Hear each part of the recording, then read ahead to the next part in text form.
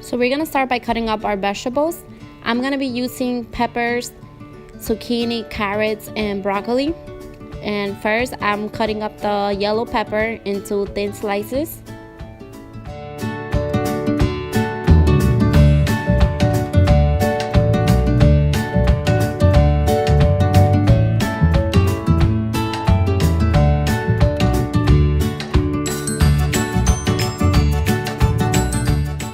Then I move on to cut up the zucchini. I like to cut them in round pieces so they cook thoroughly. You can cut them in different shapes and sizes, so it doesn't really matter. I just personally like cutting them in round pieces.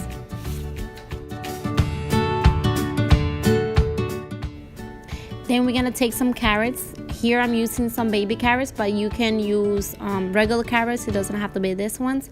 And just make sure you chop them up into small pieces.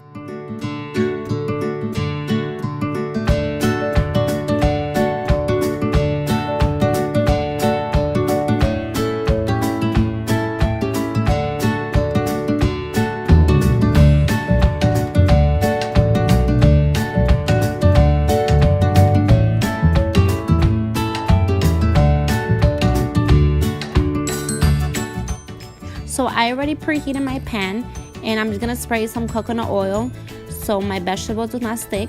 And I'm gonna be using this pan for the zucchini.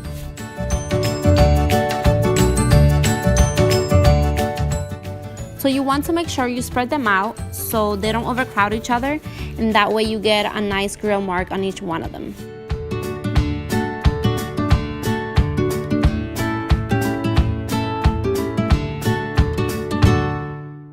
So I do use a little bit of sea salt on one side of the zucchini. This step is totally optional. They do taste great with or without it.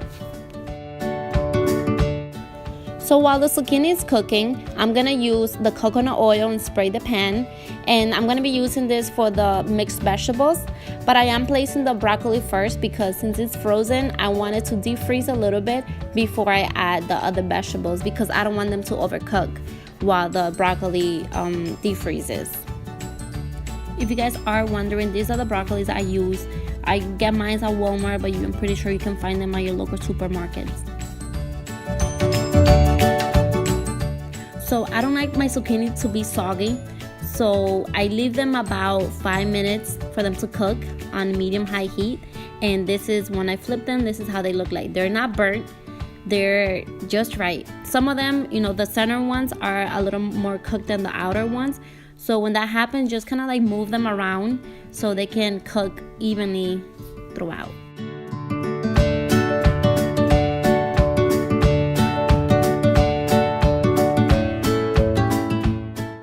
Now that our broccoli is no longer frozen, we are gonna add in the rest of the vegetables, the peppers and the carrots, and let them cook thoroughly.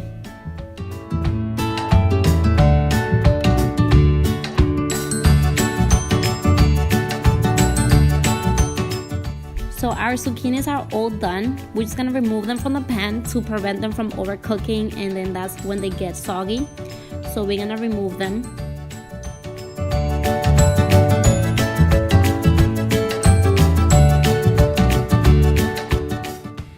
So I did went ahead and move my vegetables to a bigger pan, and I'm gonna be using this sauce right here. I'm gonna be using 2 cups full of it. And just make sure that you're keeping in mind how much you're using because of the sodium in it. You can also use, the low sodium version, or it does gives it a very nice flavor for something else.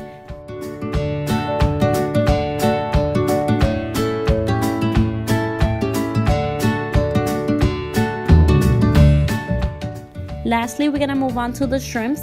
We're gonna spray the pan again, and we're gonna throw in the shrimps. I like to leave the shrimps for the end because they are very quick to cook, so you don't need much time.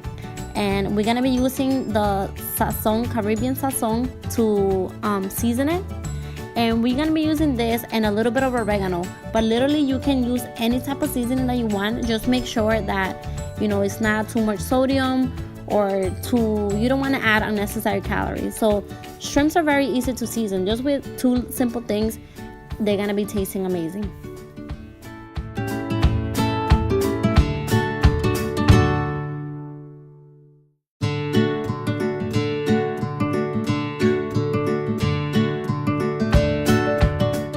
everything is almost done. You can literally eat this meal just with the vegetables, but since I am making it as a pre-workout meal, I'm gonna be using this rice.